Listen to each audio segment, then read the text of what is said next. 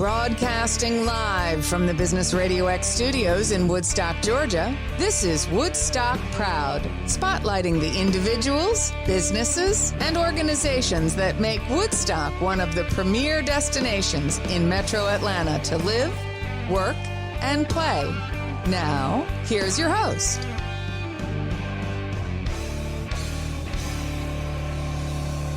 Hello and welcome back once again to Woodstock Proud here on Business RadioX. I'm your host, Jim Bulger. You know, when we started this program about a year ago, we promised that in each episode we would spend a few minutes just to get better acquainted with and to celebrate some of the individuals that are really making a difference here in the Woodstock community. And our guest today definitely fits that bill. Having already had a huge impact on Woodstock, and someone who is now poised to make an even bigger difference in our future, business leader, philanthropist, lifelong resident of Woodstock, 4-term state representative, and the newly elected Mayor of Woodstock, Georgia, Michael Caldwell.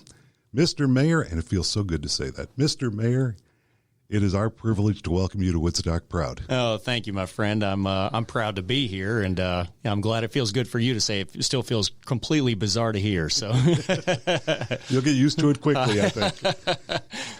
Now, this past Monday, you were officially sworn in as mayor. Yes, sir. And due to some unfortunate scheduling, that ceremony took place at exactly the same time that the Georgia Bulldogs were getting ready to take the field against Alabama in the National Football Championship game. I heard something about that football game. I'll tell you, I'll kick this interview off by turning off all your listeners by telling them I'm a Michigan fan.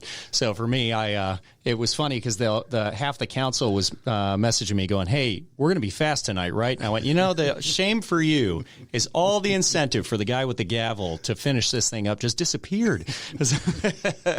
Well, what I found interesting was despite that competition, you packed him in. We did. We slammed that room. I don't know what the total count on people in that room was, but I did see the police chief counting to try to make sure we were meeting code. I'll tell you, I'm grateful there was a game because I think we might have had a problem. So my honest answer in that is just thank you to everybody who came out, and for those who couldn't because they were in Indy or just watching the game on their couch, thank y'all for not drinking and driving. But it was an absolute honor to get to see everybody. Well, it had to feel great, and as someone who's lived in Woodstock their entire life and has been so involved in the community for all these years, that ceremony had to have a real emotional impact on you. Now, as someone who grew up here in town, now in a position to lead this town, what kind of feelings went through your head on Monday? Yeah, it's tough to wrap all that into a couple of words. It is an incredible town. I mean, your intro called it a premier destination, right? It's pretty incredible what this place has become. It is a different place than I grew up in. And it'll be a different place for my kids to continue to grow up in. The one constant we're going to continue to have is change. The question is, does it continue to feel like the community it is? And what I love about this place is, I've heard it called Mayberry. I've heard it called, people say there's something in the air. It's a city unexpected. At the end of the day, it is a community. I think we don't believe in strangers. It's a place I trust that when I walk down the street, somebody will pick my kid up when he falls over and scrapes his knee, and they don't ask questions, right? And it's a place I'm so proud to be from, and I'm so proud to get to see where we get to go, and to get to help lead and set that direction is, it's something special. That night, I think I said I used to finish all my articles in the State House when I did a monthly article for the local magazines, and that I used to finish with, "It's the honor of my lifetime to serve our families in the House." Oh, and it was, but this is just something special. This is home. It is a whole different level of humbling to get to lead this community. Well, before we talk about your plans as mayor, let's give people a little history if they don't already know. As I mentioned, you served 4 terms in the Georgia House of Representatives. God help us. Initially elected in 2013, and yes, at that time, you were the youngest state legislator in the entire U.S. So tell us how you first came to seek public office at such a young age, and was that always a dream of yours? No. I was born to a father who was born in England. He was born to an English mother and a U.S. Air Force Chief Master Sergeant. And that means, by technicality, I'm a British citizen. I have a British passport, and every time I say it out loud, George Washington rolls over in his grave.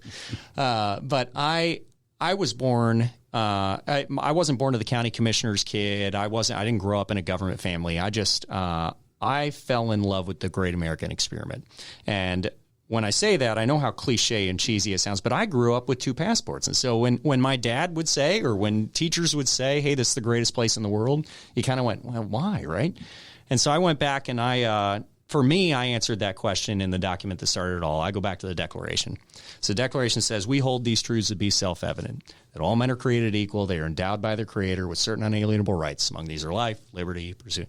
We have argued for a quarter of a millennium now about life, liberty, pursuit, what belongs in that list. Did we hit it all? We missed the most important sentence in the document, which is, or the most important part of the sentence. We are endowed by our Creator with. We are the only nation in the history of the world to recognize rights come from God and not government. And whatever you believe about divinity, it's not important. It is important, but not for this. We are the only nation in the history of the world to recognize in our founding documents, your rights are inherent to you as a human being. They are not granted to you by those in power. You have them, and you grant the powerful power. And that concept is unique to us, not just in human history, but in the world today. And if we disappear from the earth, when we talk about being the beacon of liberty in the world, that's what we're talking about.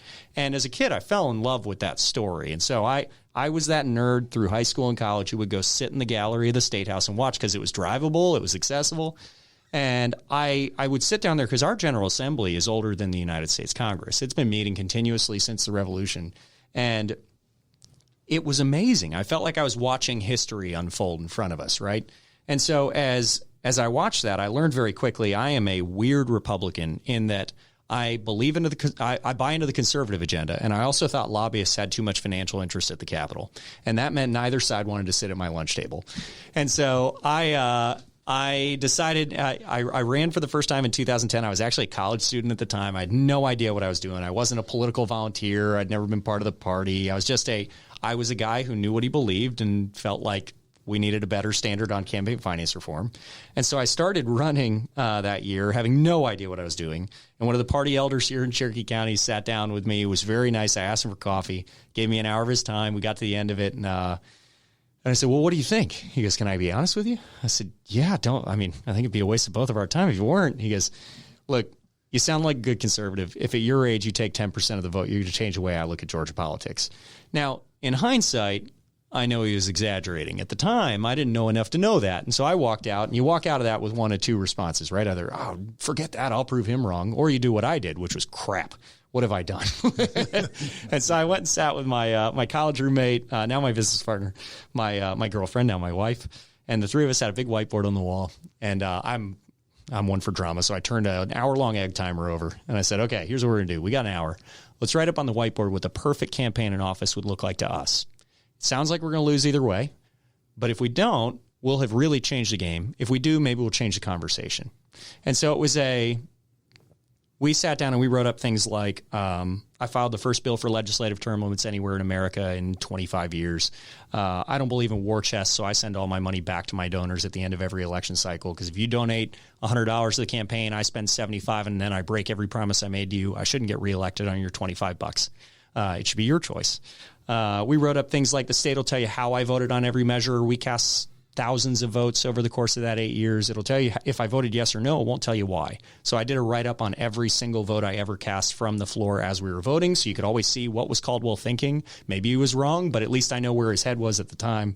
And so we wrote all this stuff up. The state will tell you how much we campaign with a couple of times a year. I do a disclosure every single day updated on my website, and I still do that in the mayor's office now. You can go on my campaign site, see where all our money came from, where it went. You can see the refunds on there that went out. And the goal was to figure out, look, before we ever even have the opportunity to touch legislation, how do we start trying to change the game by leading by example? And so we did all this stuff. It was 2010. Spoiler, we didn't win. But I didn't take 10%. I took 46% of the vote that year. If we could have swayed another 200 people, we'd have won that race. We were done. I thought, cool, what a fun game this was in college to go try to see if we couldn't make an impact. Went and got my career started, got married, and then turned out 2 years later I was just as frustrated about the issue as I was 2 years before. And so I ran again. My opponent spent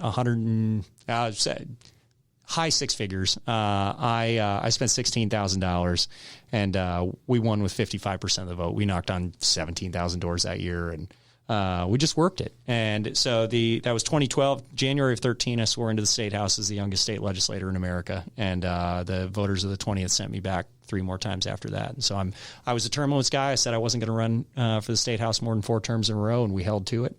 And it was I mean it genuinely. It was the honor of a lifetime to get to go down there. There is something about it was fun that I remember very well, and it was only about a year and a half ago, but I remember very well the last time I ever stood on that floor, and I got butterflies the same way I did the first time you walk on, because there is a history to that building and that room that is just palpable, and it was incredible getting to serve that way and to get to try to do it to the best I could.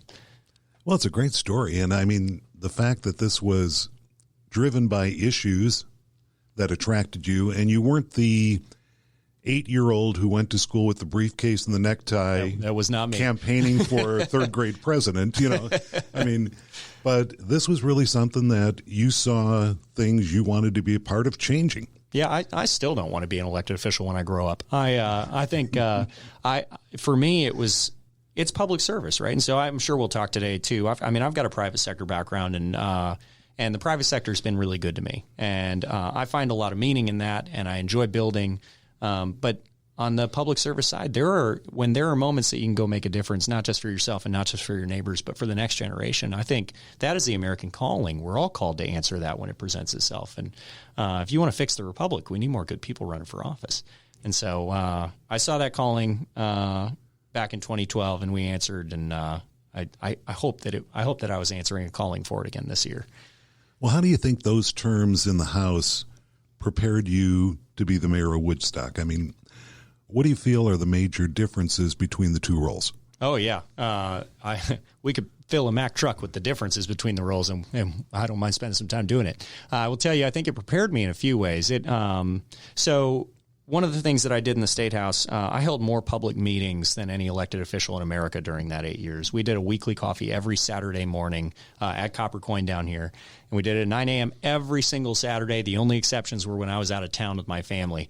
And so we held something near 400 of these coffees, let alone the rest of the normal engagement you do in the public.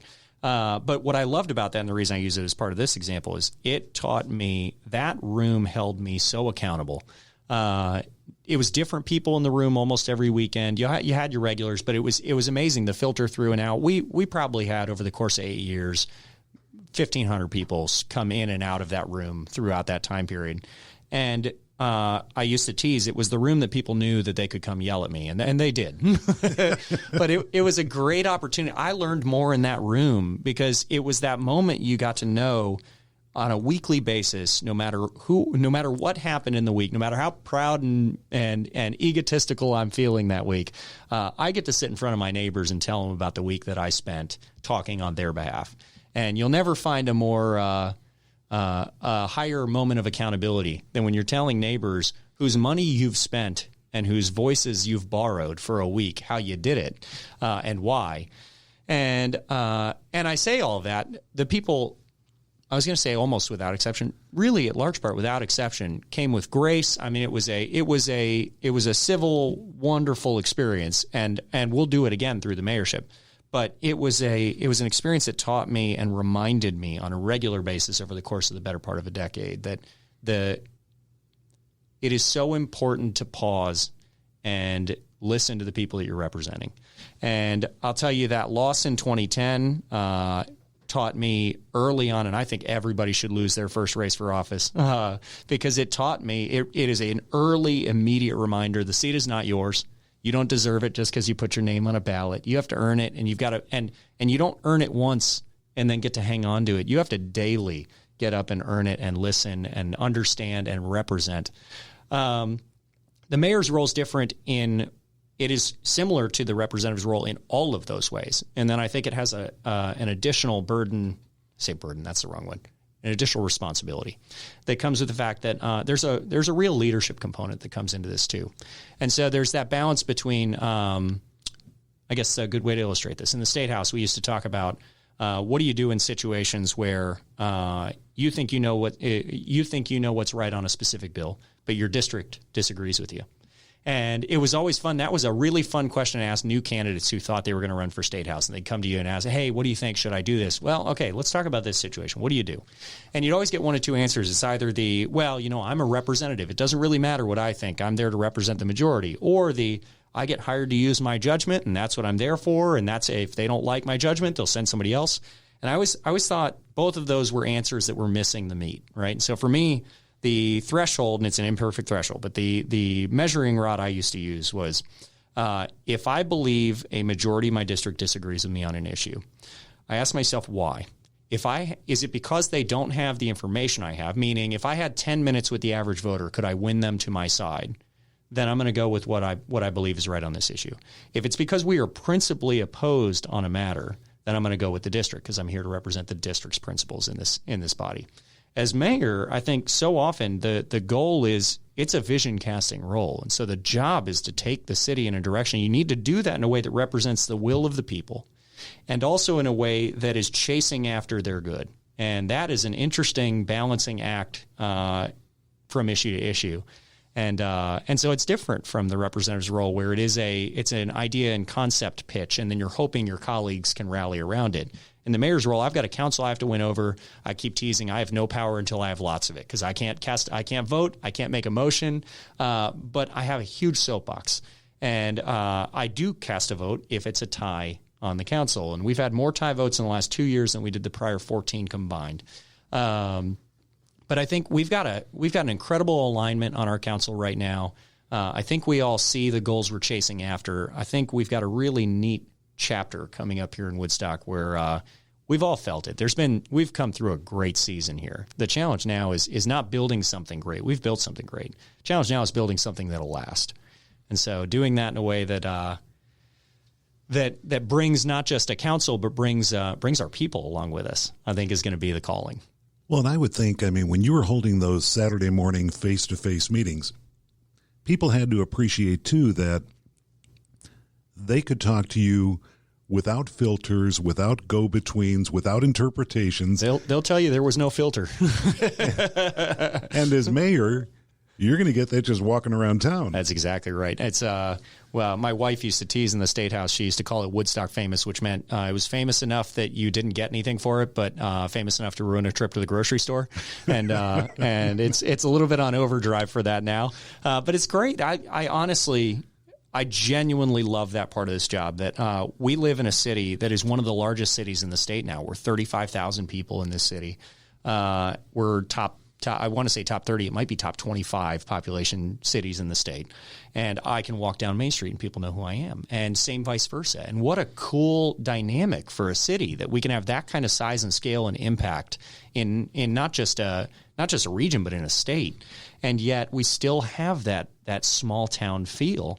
And it's so hard to put your finger on, but you live here for any period of time, and you know what we're talking about. And it's just an incredible balance that we've struck in this place. And so here's the reality. Cherokee County's got 100,000 people coming in the next 10 years. Woodstock's going to pick up a lot of them.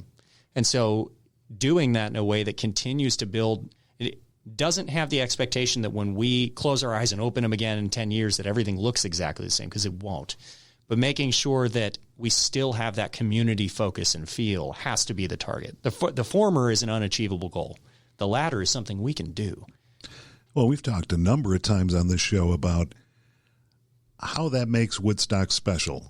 As we've grown, that sense of community, that small town feel, our appreciation for the history of what's come before, right, that we haven't lost that. And as we look at some other cities around us that have grown, they have become more homogenized in that and have become more big cityized. Isn't that so important too, though? I feel like it's something that we have to remind each other, remind ourselves is I was born in Michigan. I lived in Michigan, California, Texas, North Carolina, Georgia.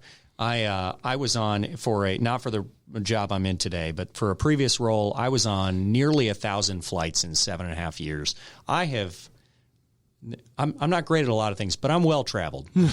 But I feel like we get so many people who haven't gotten that good fortune to go see, not to go to Paris, but to go to the middle of nowhere, Iowa, and go see other small towns. And it is so important that when you say the words Woodstock special, that listeners, especially Woodstockers listening, don't hear, hey, we live here and we're biased and we like it.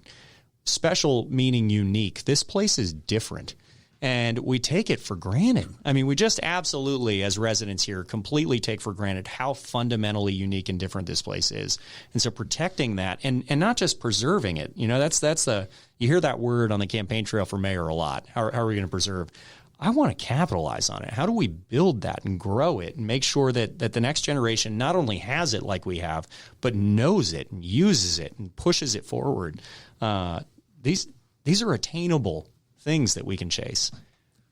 Well, let's talk about the decision to run for mayor. I mean, you announced your candidacy in early 2020. What brought that about? Yeah, I started talking with our former mayor. Sorry, I'm the current mayor. Oh yeah.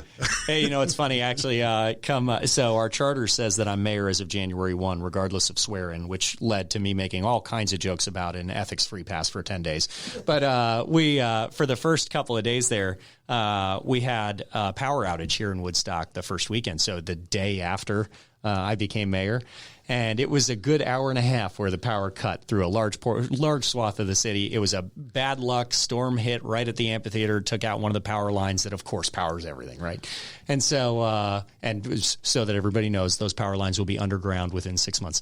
But I was texting the city manager because coincidentally, the water in my house cut off at the same time. And I went, if this is a coup, it's being done very well. But I think the world of our former mayor, Donnie Enriquez, served for 16 years. Our city will turn 125 years old this coming December. So when I say he's the longest serving mayor in Woodstock history, that doesn't mean like some of these North Fulton cities that have been around for 3.5 months. He's the longest serving mayor in an old city by nearly all American terms. And he did a spectacular job for us, led us from a very different place in the early 2000s to where we are today. Donnie and I had coffee back in early 2020, like we did fairly often. And I told him, look, if you ever think you're not going to do this job again, let me know. If you do, I'm charter team Donnie. But if you ever decide you're not going to, and we both kind of laughed about it. And he called me back later that week and said, I've been thinking a lot about that. I'm going to put some more thought into that. I went, great. And we hung up, and it was another one of those, okay, I'm not going to put too much thought into that. I've come off of a Senate race that didn't work out. I'm out of the House. I really am done. I'm going to go focus on private sector. And so to make a long story unbearable, over the course of a couple of months, Donnie and I kept talking. And Donnie decided that 16 years had been enough for him.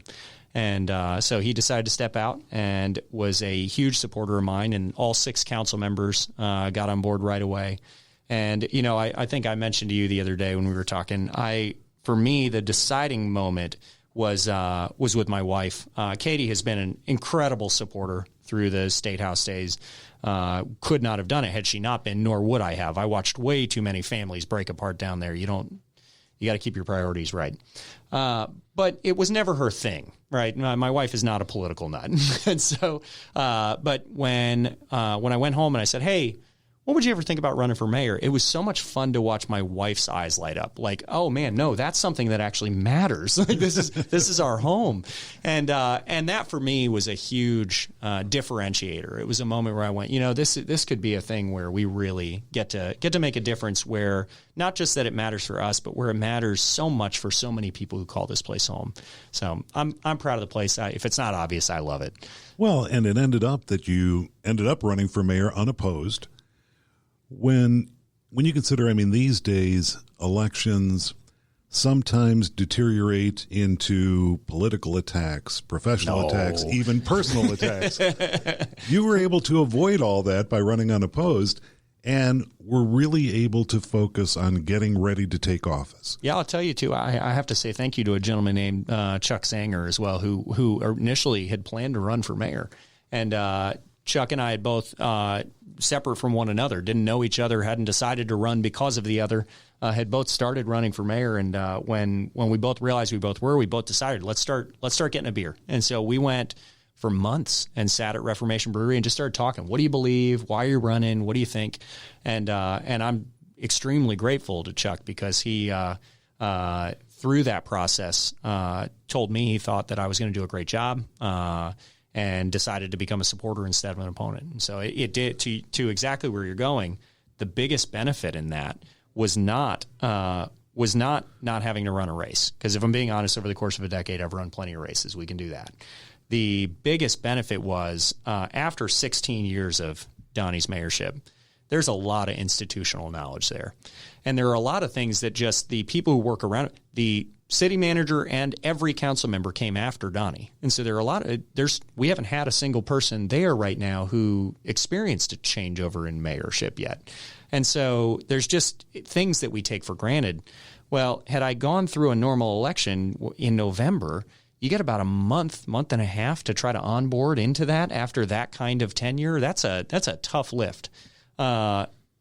Because Chuck was gracious, and because we came to that agreement together, I got from August 18th till January 1st. And I got to tell you guys, that was a genuine gift from God. I mean, just an unbelievable blessing to get to spend that kind of time where, I had a literal key. I was going to say key card to the city. Like I was able to go into the annex and sit with city staff and meet with department heads and get to know the city before I was responsible for the city. And that was just a massive advantage.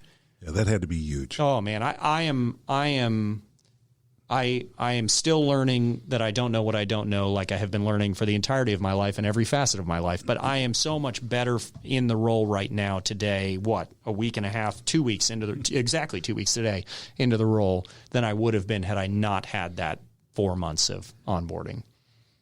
And besides giving you that time to really focus and get acclimated and get assimilated into the role, running unopposed had some real financial benefit for the city too, right? Absolutely. Yeah. There is this is money that we all as citizens should be willing to spend because it's the bedrock of the republic, but there are costs to elections. And so it costs the city about $30,000 every time we hold a municipal election. And so not just that I ran unopposed, but the 3 returning council members who I think are absolute rock stars, each ran unopposed as well. And because of that, state law allows us to outright waive the election because the assumption legally is that all 4 of us would have voted for ourselves.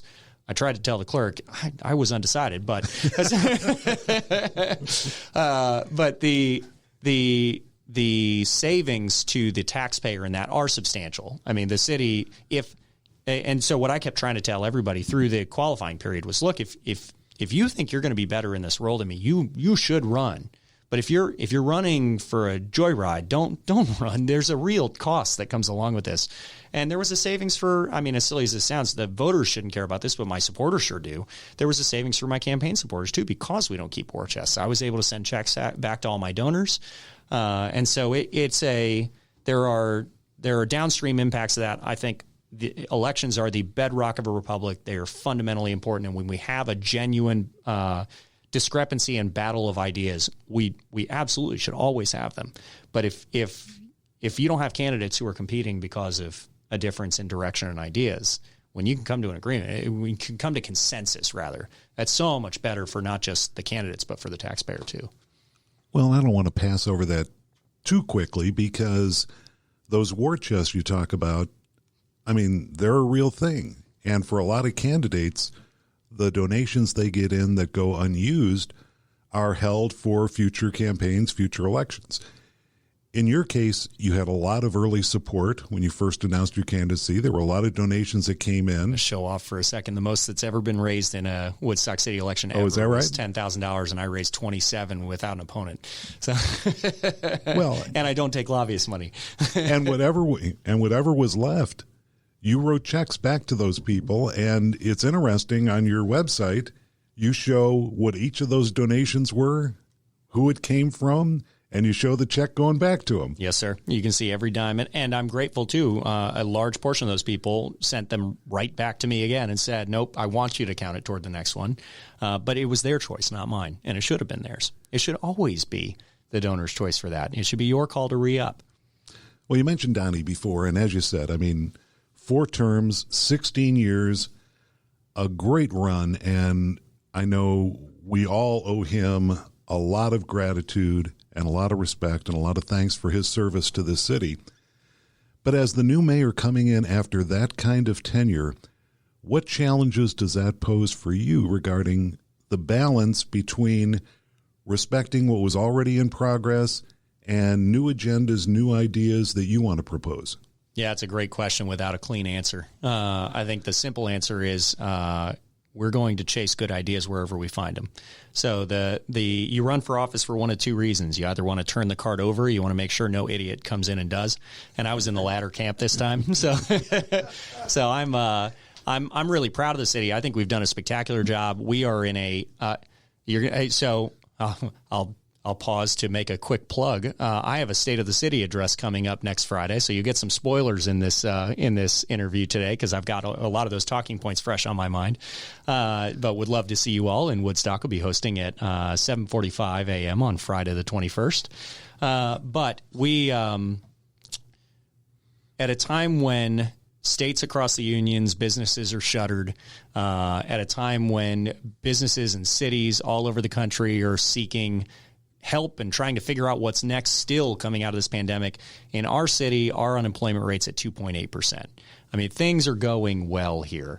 And so making sure that we don't break what isn't broken, but that we're also leaning in and making sure we're looking forward too. Because the honest truth is the North American pattern, forget the American pattern, the North American pattern is to treat suburban cities like consumables. We use them up, we move on to the next one. And cities have a 10 to 15-year lifespan of being a really neat place to be, and then they get priced out or they fundamentally forget who they are, and they become a place nobody wants to be anymore. And you can watch in Metro Atlanta as it continues to sort of shift north and east and west and south as these places that 15 years ago were where you wanted to own a business and you wanted to live, and now you I don't know, that's where I'll move up a little bit further. If I accept that as the premise, that means my kids won't want to live here, and I refuse to accept that that's unavoidable. And so it means in order to do that, in order to break that, right? If you want atypical results, you got to have atypical behavior, and so we're going to have to do some things that feel a little bit weird when you compare us to the American normal. And so if everything about my mayorship looks like a normal mayorship, I've done it wrong. At least I haven't thought through whether or not my kids are going to want to live here, or maybe I did and I just didn't care. I care desperately. If Ollie gets into MIT, God bless him. I hope he goes, and I hope he has a great life wherever he decides to be. But I don't want my kids hitting senior year going, I cannot wait to get the hell out of this place. And that is the American pattern, and it's just not okay. I want my kids to feel roots. I want them to look around and love the place they grew up and recognize how special and unique it is, because it is. And so we're going to have to be willing to look around and find good ideas and break the mold a little bit. Well, and I think for the kids growing up in Woodstock now, like your children, they have that picture of Woodstock indelibly, etched in their minds. My kids grew up in Woodstock. They left. Now when they come back, Woodstock is a totally different city than it was when they left. It's fun having grown up. I grew up in Town Lake, and so I grew up in really the part of Woodstock that was populated back when I was growing up. And it's funny when kids come back from wherever they've moved off to now, and they go, what happened here? I know, it really came around. But that's the beauty, is that it is a destination. It's the right word. If you look at the amount of people who come here on a daily and weekly basis, as tourists, as people coming to spend, to shop in our retail, to drink beer in our breweries, to play, it is astounding. We had 100,000 bike trips on the bike trail at Old Rope Mill Park alone, let alone you get up to Blankets Creek, what it starts to look like. It is just an insane level of participation that we have here from not just our citizens, but the people all around who know this is a place to be. Let's go a little bit deeper into Yeah. that, because, I mean, as the 31st mayor of Woodstock, you're coming into your initial term with a situation that nobody has ever had before, and part of it is being that destination city. So how does that change the expectations for you as mayor, not only from the residents, but from visitors, from other cities that look at us as kind of a role model? I mean, that has to completely change the expectations on you as mayor, Jim, too. you've taken a lot of private sector leadership roles. You ever taken one where things are going really well and you go, No. yeah, see, that's not the role you want to take, right? That's it's when the bar is way up here, you got to make sure to bump that sucker up. And so I see it as a challenge, and I think it's a really spectacular challenge. It is the job you want to take. You don't want to inherit a mess. And I'm very fortunate in that I get to come into this role with a council who has led. Donnie deserves incredible respect, Absolutely. and I try to give it to him regularly because he deserves it. Donnie would be the first to tell you that as much as big personalities and mayors get recognized for this stuff, at the end of the day, you got to have a council who's aligned and working it, and you've got to have a city staff who understands what they're doing. We got 200 employees who are, world-class, top-notch. And so we've just got an awesome team who gets this. But then above and beyond that, the government doesn't create this feeling, right? The government can help facilitate things like parks. It can facilitate, we can make sure that our roadways make sense and that we're investing in grid streets and walkability. And those are important. But if the community's not bought in, you don't have anything. And so it's not just even the government team. It's this incredible place of people. It's a sense of belonging we have. And so that's the part we've got to make sure we're still investing in, and that what we're doing as a government is dealing. So at a state level, we used to talk about if you wanted to predict prison populations in 15 years, you look at third grade reading level. And wrap your head around that, right? But it was a great example of a leading indicator. And if we can improve that leading indicator, we fix the actual problem, not the symptom. The prison sentence is a symptom of underlying problems. How do we go fix the underlying problems? Fact check me on that, because I know they used to talk about it in the State House all the time. I have yet to find the source, but it's a really good thought process, right? Mm-hmm. So if we can fix the leading indicator, we actually solve the underlying problem. That's for me here in Woodstock. I want to start looking at, okay, what are the policy objectives we're chasing? What's the leading metric we can start going after that isn't the symptom-based metric, but the actual leading metric we can chase? I'll give you an example. I think the number one thing, I'm a conservative. As conservatives, far too often when it comes to local government, we treat the word density like it's a bad word, okay? Because it causes traffic, because it, whatever, right?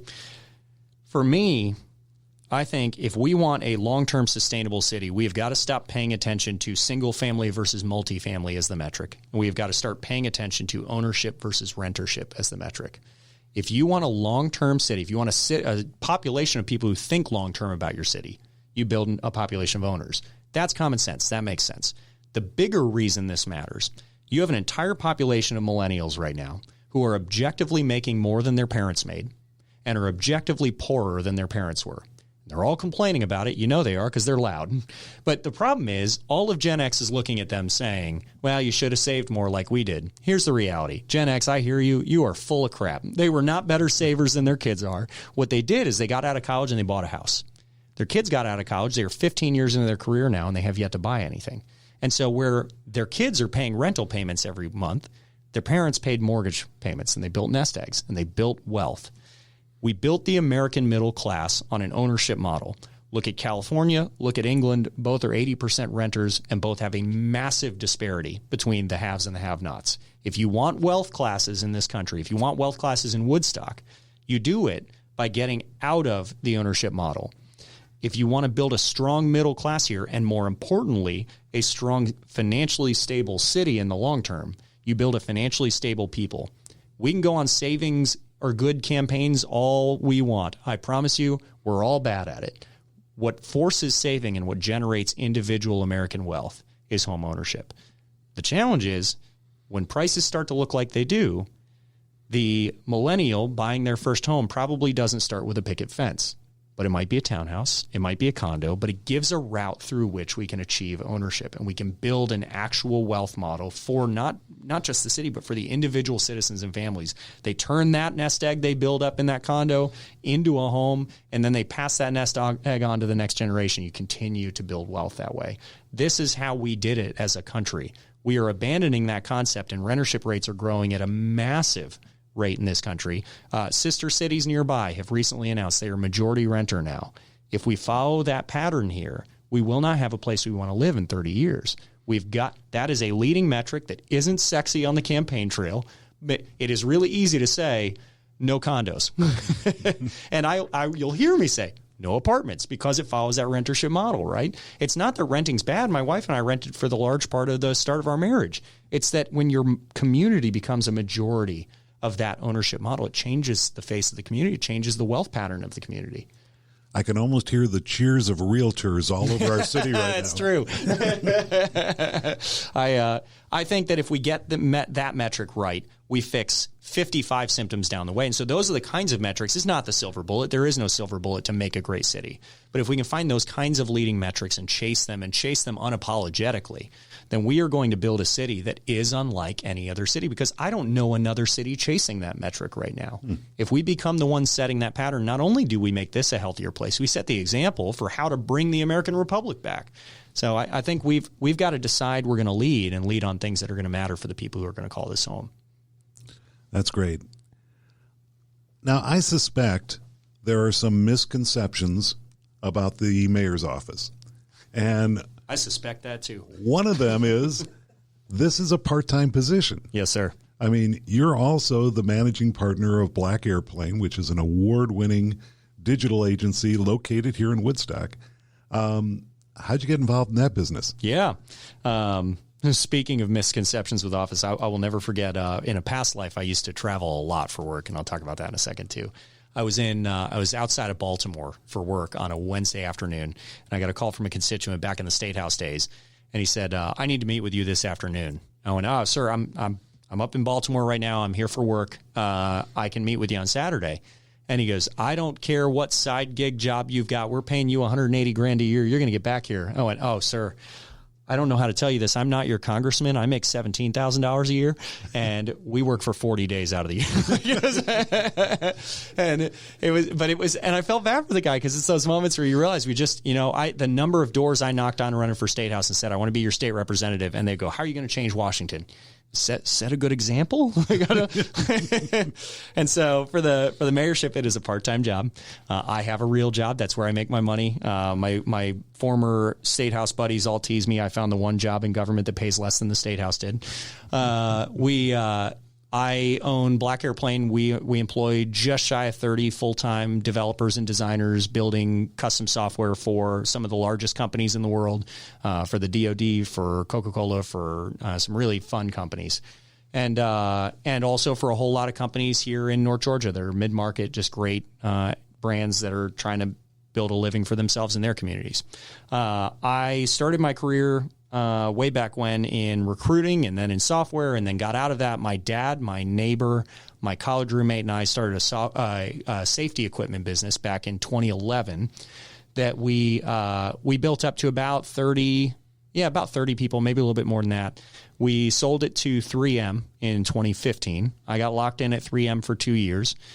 During that time period, from 2011 to 17, I was on just shy of 1,000 flights. I averaged a flight every other day, including holidays and weekends.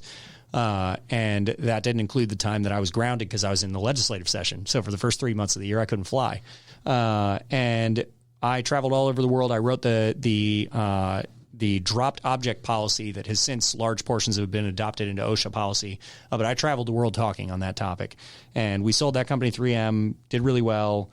After 2 years, I left 3M, and David Leggett, one of the four of us, and I, he has always been a tremendously talented software developer, knew he wanted to get back into that and start an agency. So in 2017, we started Black Airplane. We actually bought the brand off of a gentleman who was using it for his design shop. We hired him in as our first designer, and we relaunched the company. And we've built it up since. We're cash flow positive, profitable, all those fun words, no debt, no outside investment, and built it up to just shy of 30 full-time now here in downtown Woodstock. I walk to work most days. My office is 2,600 feet from my house. I walk or I golf cart. and I will tell you as mayor, we're all biased in that we know the things that we know, right? But I'm a firm believer, if we're going to build a long-term sustainable city, we need to have more people who live and work in that city, right? We lose our sense of roots, unlike we had 3 generations ago, because 3 generations ago, and for the 5,000 years in human civilization prior to it, you lived and worked in the same city. And then the automobile threw everything on its head because we all accepted I can work 40 miles away. The problem is then when the place you live starts to feel off, you don't think about how to fix it. You think about how to get out of it. When the place you work starts to feel off, you don't think about how to fix it. You think about how to get out of it. When you work and live in the same place, you feel a responsibility to make sure that that place continues. And so if we can get more people who are living and working here at the same time, right now we call it a great place to live, work, and play. The challenge is pick 2.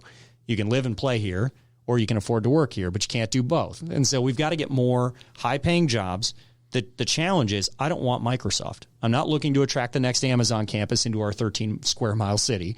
I want 50, 25 employee companies locating in downtown Woodstock who are paying 6 figures and allow their people to walk or take a short under 10-minute drive to work every day. I will tell you, I employ a whole team of people who we've got 2 or 3 exceptions because they wanted land in North Georgia. But outside of those, I think our average commute is like 7 or 8 minutes, and I can't tell you the quality of life improvement you give somebody with that. Well, and there's a whole different office dynamic that comes with that, too, when you're employing your neighbors. That's exactly right. I mean, you're not the faceless leader of the organization because you're going to see them at the grocery store. You're going to see them at the restaurant. You are living with them outside of work, too. And I think that brings another level of responsibility to that leadership as well. Absolutely. Well, I'm really proud of Black Airplane. We've built an incredible team of people, and we've got our 5 values like everybody. But the one that always means the most to me is we invest in each other personally and professionally. And I have a team of people who really buy into that and have shown us that over and over again. And it is so much fun to watch the team as you'll have someone. We have an employee who took on foster kids, and one of the foster kids got really sick. And David and I own the company. We're both 50-50 partners, and we had no idea this was happening. One of our employees walked around the company collecting money for these guys, and I think they raised them like $2,200 or something. I mean, just silly stuff that is just leaning into each other in moments where it's not yeah, sure, here's $5. It's no, what do they need? Okay, how do I meet that need? And I love that we've built a family there. And I think a large part to your point is that it's a family of people who consider our community home. And so you already have a tie together. It's not, your tie isn't just the logo that you're wearing, right? it is everything. I know I'm going to see you again. I know you probably won't retire here. When you leave, I'm likely to see you again. This is not this isn't a limited season in our relationship together. It's a season we work together. And so having that relationship, I think you're right. As a leader, it adds a sense of responsibility. I hope and I believe my team shows it.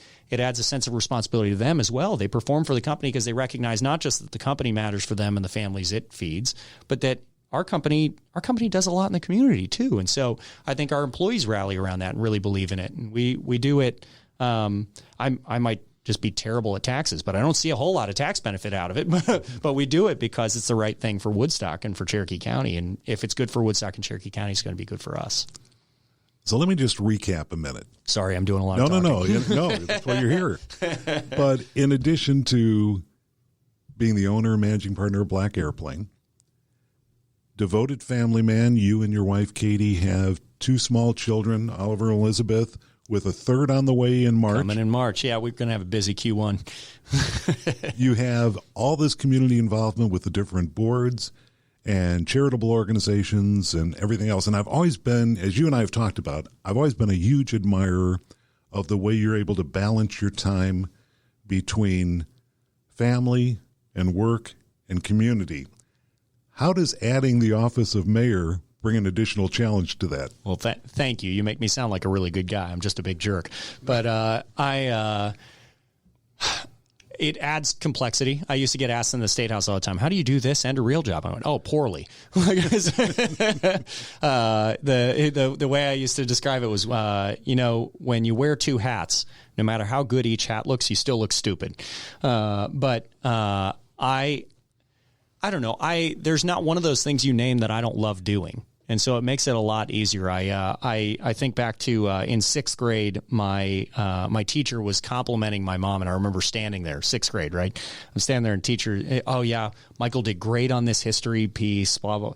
I remember my mom totally deadpan, looking at her. She goes, "Don't kid yourself. Michael never does anything he doesn't want to do," and but it stuck with me because there's an element of you'll always do really well in the stuff that you want to be doing, and so this is for me, I'm fortunate in that, I tell my wife every day, you leave me, I'm going with you.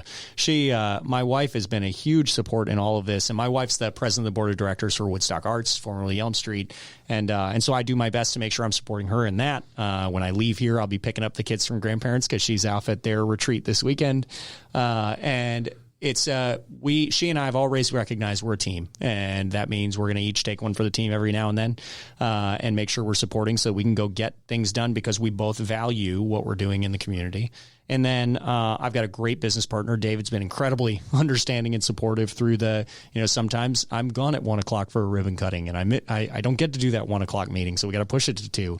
But the mayor's office brings an easier balance than the State House did in that it is easily as much time as the State House took, but it is spread through the year. And unlike the State House, where if I had a regulated industries committee meeting at 10:30 in the morning on a Tuesday, I got to drive down there 2 hours before. So I'm driving out at 8:30 in the morning. Meeting lasts 2 hours. Great. Now we're at 12:30. I'm going to grab lunch down there. Grab lunch. Okay. Now we're at 1:30. Okay. I got another hour drive back. It's 2:30 now. Well, my whole day, 8:30 to 2:30 shot, right? For one meeting. Here, if I catch a meeting for mayor, I've got a 2-minute walk or drive from my office. I have the meeting for 45 minutes or an hour, and then I get back to the office, and it's a genuine hour gone. And so it's an added, not just a, hey, cool, that feels more like it matters because I can see where I work and live from here, but also a genuine value to, I didn't have to travel an hour and a half away to go do something that matters. We can do it right here at home. Absolutely. Well, and over the last couple of years, you and I have gotten better acquainted because we both have the privilege of serving with NAV, the North Atlanta Venture Program, where we operate as mentors to new emerging growth, continuing growth companies. Yes, sir. So as a business leader and also a mentor to other businesses, talk a little bit about your goals concerning business growth in Woodstock. Yeah. I think study after study shows that business recruitment is almost never the way to genuinely grow jobs in a community. The dramatic majority of additional jobs come from growing businesses that already exist there or getting people who live there to start their own business. I will tell you one of the ways I really want to go after recruiting in Woodstock is an atypical recruiting model, which is we've got a 78, somewhere between 78 and 82%, depending on the year that you're measuring, out commute in Cherokee County. So we have a tremendous talent base in Cherokee of people who are working jobs and commuting out to companies outside of this county. In addition to those employees commuting out, you have a ton of business owners commuting out. They live here and they own a business in Cobb or Fulton County. I'm going to take the list from the Secretary of State of businesses whose registered agent lives in Woodstock and whose business is located in Cobb or Fulton County, and I want to lunch with every one of them. Because those are guys who 15 years ago when they opened their business, of course it made sense to open it out there. There was nothing here. But it's time. Come home. And so I'm having weekly meetings with developers talking about, we want to build office space. We just need to justify the demand. They're waiting. They're itching to build it. These business owners would love to come back, but there's no office space. So you have this chicken or the egg. All we need is a matchmaker. And so I'm going to intentionally start having those meetings with those guys. And I think it's a good complement to how do we continue programs like the North Atlanta Venture Mentor. For anybody on here who doesn't know about that program, by the way, we have the only MIT-trained venture mentoring service in the state of Georgia, here in downtown Woodstock. It is an awesome asset that we've got for this community. And if you have a business you'd like ongoing mentorship in from people who've been there, done that, it is a free program to be a part of. And if you think that you could offer value to that as a mentor, we would love to talk to you. It is an awesome, awesome program here downtown. But more programs like that, and then also making sure that we are continuing to add entry-level office space here too for businesses that want to get off the ground. We need additional co-working options. We've got the Circuit, which is a great option. It's where I started Black Airplane. Mm-hmm. But encouraging as we continue to scale out that we're bringing in more and better options for those kinds of how do we keep the overhead low, allow people not just to fail fast, but to succeed fast too, because they're not trying to desperately make ends meet at every turnaround. We're sitting in the innovation spot, which is an awesome option for that kind of launching point. And so how do we continue to build those options here in downtown Woodstock? I think that the small business infrastructure is going to have to be a big focus of the next 2-3 years. Well, we talked earlier about how the representative role and the mayoral role differ. And I think one of the other differences in that is the direct leadership role you have as mayor. And obviously, you're a different person now than you were when you first entered the House. Oh, yeah. And you've had experiences as a business leader with Black Airplane. Talk a little bit about your management style and how those leadership experiences, you see those being put into play as mayor. Oh, that's a good question. I think I like to believe I'm a lead by example guy. I am not afraid of confrontation, but I'm not a confrontational guy. I'm not an aggressive guy. I like to win people over. I think you have more success that way if you can get them bought into your vision than the other way around. But at the end of the day, I think I mentioned our values at Black Airplane earlier. We invest in each other. That matters desperately to me, and I think hopefully speaks into what I'm trying to describe there through just sort of an authentic, genuine leadership by example style. But our first value is we have courage, and that value for me, it's the most important value we have, I think, and I hope that it leans into the mayorship as well. The way I try to teach it with our employees is it's those moments. Having courage is less important in a moment where you feel you're on the defensive than it is in a moment where you feel you need to provide feedback. So I find far too often people are willing to let someone else fail because they don't want to say the mean thing. Or what they perceive as the mean thing. And in reality, what you're doing is being a coward because you're letting someone else bear the burden of your discomfort in the form of failure. And so encouraging my team to show courage by not just correcting and not doing it maliciously, but showing the courage of correcting in grace. But then as mayor, I hope that I can have the courage to do like we've been talking about through this interview, right? We're going to have to lead in ways that look a little bit weird sometimes. And if we don't, then we're destining our city to be a place we don't want to be. And so I think courage is going to be a dramatically important piece moving forward. I have tons of examples through my time in public service where I think I did a good job of showing that, and I have tons of examples where I absolutely missed it. And so my hope is we all do. I hit more than I miss. What's Cinderella's quote? Have courage and be kind. I hope I can be a lot like Cinderella here. So, well, now anyone who's ever entered a leadership role knows that initially they're going to be seen as a new set of ears for people wanting to resurface discussions on old issues. How do you plan to handle that? I'd like to be a new set of ears. Bring them. I think my caution will be what we said earlier, right? Good ideas will win out, and bad ideas will continue to have to wait for the next new set of ears.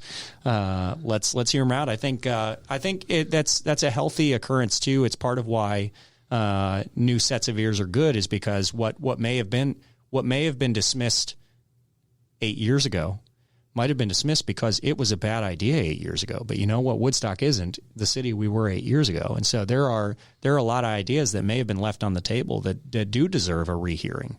There are a lot of ideas that I'm confident got left on the table that belong under the table or in a trash can. So I fall back to, I hope I have the courage. I hope I have the wisdom to see between the two and the courage to make it very clear where we're going.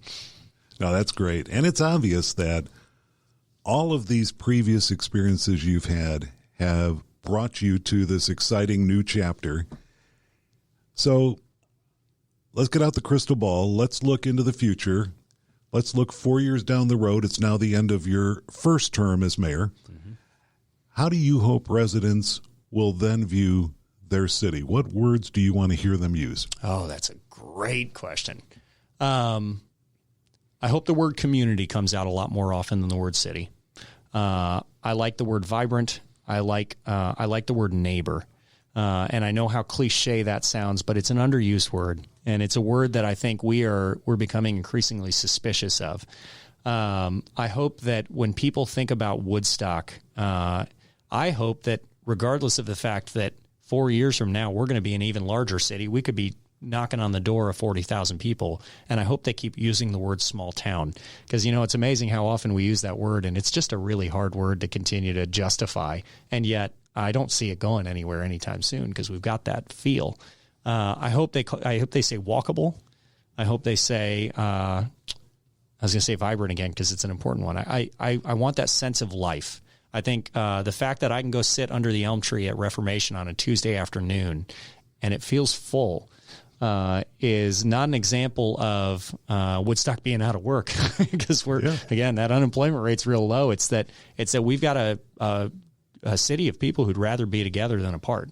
And at a time in this country where division seems to it just seems to be floating in the air, it sure seems to have missed us.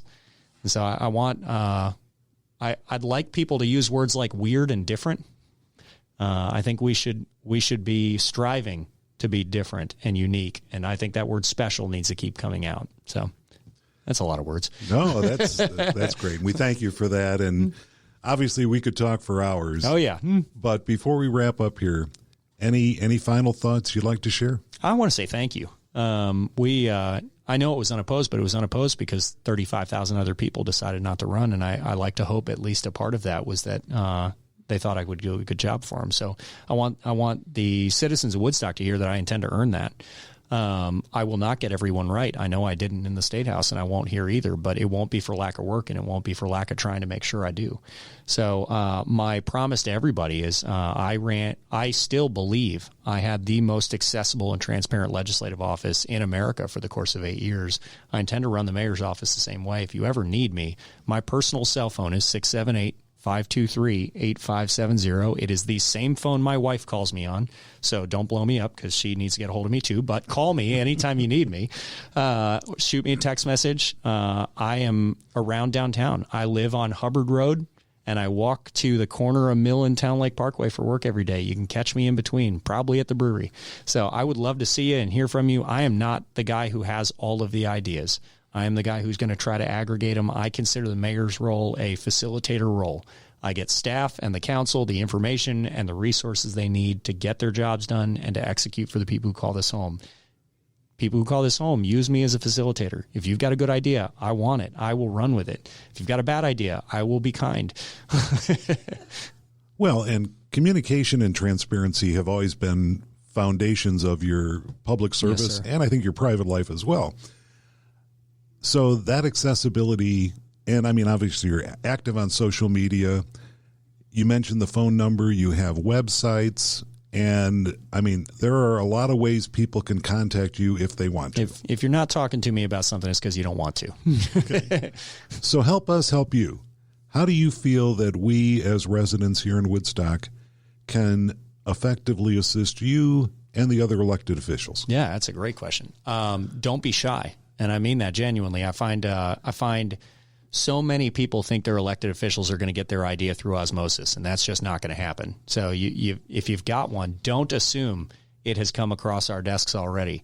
And so don't be shy. Please share ideas, share thoughts. But also I would ask, in the same way I'm hoping to have courage, be willing to try some stuff out here. I think that I guess I'll say it this way. If we follow the American pattern, we're doomed to failure. So trying out some new things can't do anything worse than the regular pattern for a suburban city can do. So let's make sure we're setting a path. There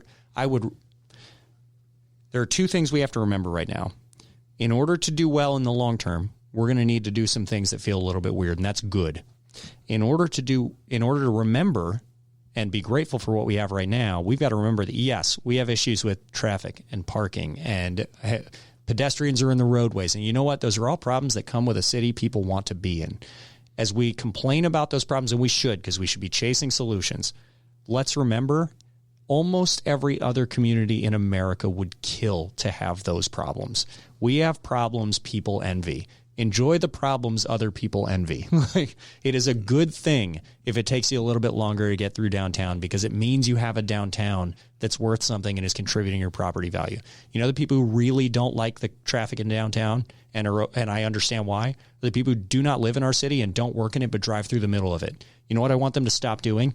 Driving through the middle of it. So I'm okay with them hating that traffic. That's fine with me. For those of us who call this home or work here, let's remember those are good problems. Let's lean into them, and let's make sure that we're thinking of solutions together. That's great. And the web address, if people want to email you? Yeah, you can catch me at michael@mayorcaldwell.com, or go to mayorcaldwell.com, or you can always check out the city website at woodstockga.gov. Well, Mr. Mayor, thank you so much for your time today, sharing your goals, sharing your insights.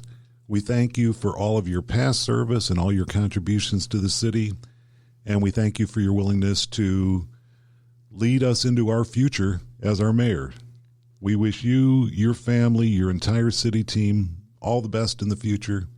Thank you once again. Thank you, sir. It was an honor. And we thank you for listening to Woodstock Proud. We hope you enjoyed getting to know new Woodstock Mayor Michael Caldwell a little bit better. Until next time, this is Jim Bulger saying take good care of yourself, please stay safe, and we will talk with you again real soon.